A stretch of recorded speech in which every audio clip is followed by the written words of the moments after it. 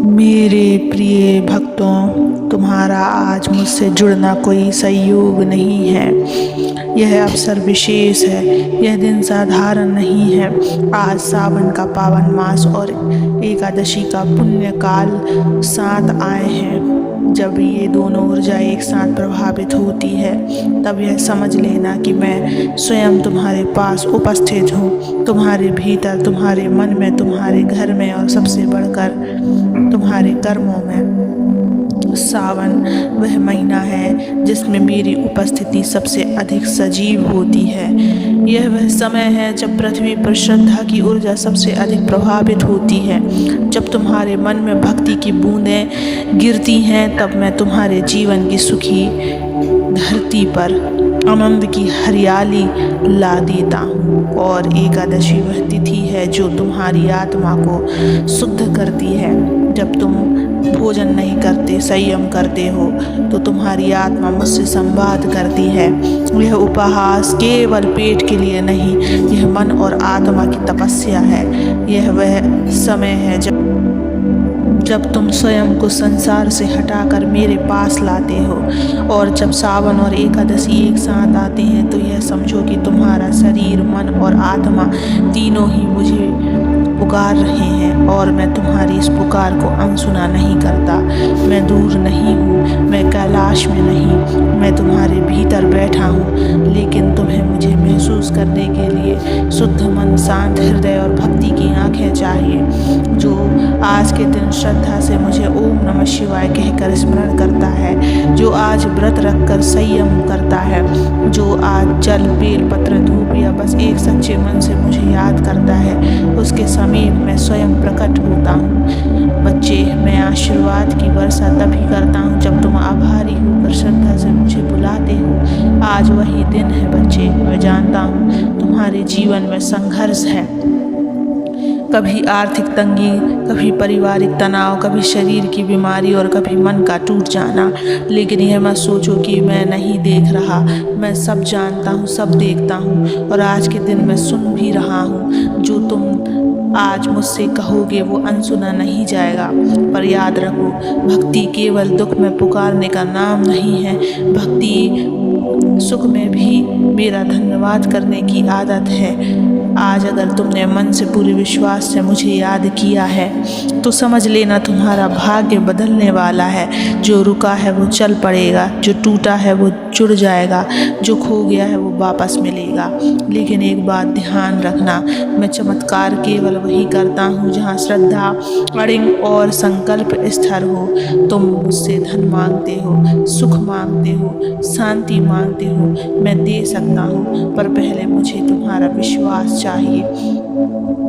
आज का दिन, सावन और एकादशी का संगम, तुम्हारे जीवन का वह मोड़ हो सकता है जहाँ से तुम्हारी पूरी दिशा बदल जाए। अगर तुमने मन से कहा, हे महादेव, मैं आपके ही भरोसा हूँ, आज केवल व्रत मत रखो, मुझे अपना दुख, अपनी तकलीफ, अपने आंसू भी सौंप दो। मैं उन्हें करुणा में बदल दूंगा, शक्ति में बदल दूंगा, आशीर्वाद में बदल दूंगा। तुम बस अपना मन पावन रखो और एक बार पूरे दिल से कहो, ओम नमः शिवाय। देखना, आज की रात तुम्हारे जीवन में शांति बनकर आएगी।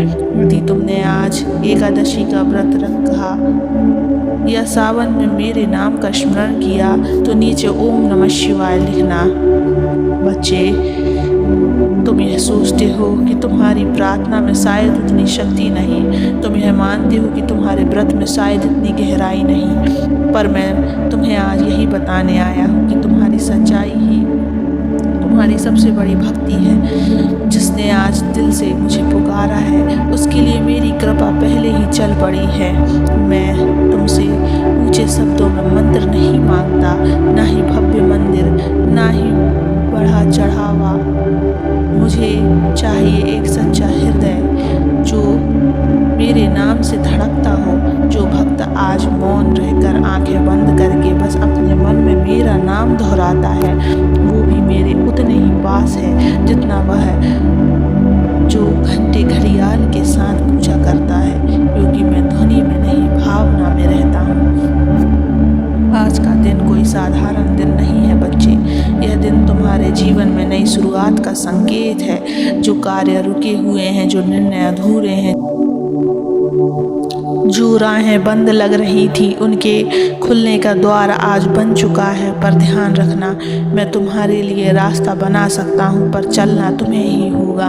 मैं तुम्हारे संघर्ष को आशीर्वाद में बदल सकता हूँ, पर शांति तभी मिलेगी जब तुम स्वयं भी भीतर से बदलने का संकल्प करोगे। तुम में से कुछ ने आज रोते हुए पूजा की है, कुछ ने बिना कहे सब कुछ मेरे चरणों में रख दिया, कुछ ने बस आसमान की तरफ देखा और कहा, क्या तू मुझे सुन रहा है? हाँ बच्चे, मैं तुम्हें सुन रहा हूँ, मैं देख रहा हूँ। तुम्हारे आंसुओं की तपस्या, तुम्हारे मौन की पुकार। एकादशी का व्रत केवल शरीर की भूख मिटाना नहीं है, यह आत्मा की भूख को मेरे स्पर्श देना है। और सावन का हर दिन मेरी उपस्थिति का उत्सव है। जब ये दोनों साथ आते हैं तो समझो तुम्हारा दुख अब स्थायी नहीं रहेगा। जो आज बोया गया है उसका फल समय के साथ पक्का होगा। तुमने जो तप किया उसका प्रतिफल मैं खुद दूंगा। तुम्हारा धैर्य और समर्पण अब मेरे न्याय से जुड़ चुका है। सावन की इन पावन बूंदों में मैं तुम्हारे जीवन को सींच रहा हूँ। तुम्हारा आज का व्रत, तुम्हारी आज की भक्ति तुम्हारे कल को रोशन करेगी। तुम अकेले नहीं हो, तुम्हारे हर कदम पर मेरा साथ है। तुम्हारी हर रात की नींद में मेरा आशीर्वाद है। तुम्हारे हर भय के पीछे मेरी शक्ति खड़ी है। जब कोई नहीं होता मैं होता हूँ, जब कोई साथ नहीं देता तब मैं साथ देता हूँ। आज तुम्हें मेरे और करीब आने का अवसर मिला है, इसलिए इस दिन को व्यर्थ मत जाने दो। मुझे दिखावे से कुछ नहीं चाहिए, मुझे तुम्हारे मन का वह कोना चाहिए जो सबसे साफ और सच्चा हो। अगर तुमने आज किसी की मदद की, तुमने अगर किसी के लिए सच्चा आशीर्वाद मांगा, अगर तुमने आज किसी को माफ़ कर दिया तो समझो तुमने मुझ पर जल चढ़ाया। और मैं वो शिव हूँ जो सच्चे जल से भी प्रसन्न होता हूँ। अब और मत सोचो कि कोई चमत्कार होगा, तुम स्वयं ही चमत्कार हो। तुम्हारे भीतर ही शिव है, तुम्हारे साहस में, तुम्हारी सहन शक्ति में, तुम्हारी मुस्कान में, तुम्हारे आंसुओं में। जो स्वयं को समझ जाता है वो मुझ तक पहुँच जाता है। अगर आज तुमने व्रत रखा है या केवल मन से ही भक्ति की है, अगर आज तुमने भक्ति की है तो विश्वास करो, मैंने तुम्हारे भाग्य की रेखा पर अपने हाथ से कुछ लिख दिया है। तुम अभी नहीं देख सकते, पर समय बहुत पास है जब तुम कहोगे धन्य है वो दिन जब मैंने महादेव को पुकारा था। सावन का महीना केवल जल चढ़ाने का समय नहीं है, यह वह समय है जब तुम्हारा हृदय मेरे पास खुद चलकर आता है। यह वह समय है जब ब्रह्मांड की ऊर्जा मेरे भक्तों के लिए खुल जाती है। और जब वही सावन एकादशी से मिल जाए तो यह समय केवल भक्ति का नहीं, परम शुद्धिकरण का होता है। इसलिए बच्चे, कभी भी अपने आप को छोटा मत समझना। सदा मैं तुम्हारे साथ रहूँगा, मेरा आशीर्वाद सदा तुम्हारे साथ रहेगा। हमेशा मुस्कुराते रहो और ओम नमः शिवाय का जप करते रहो। ओम नमः शिवाय।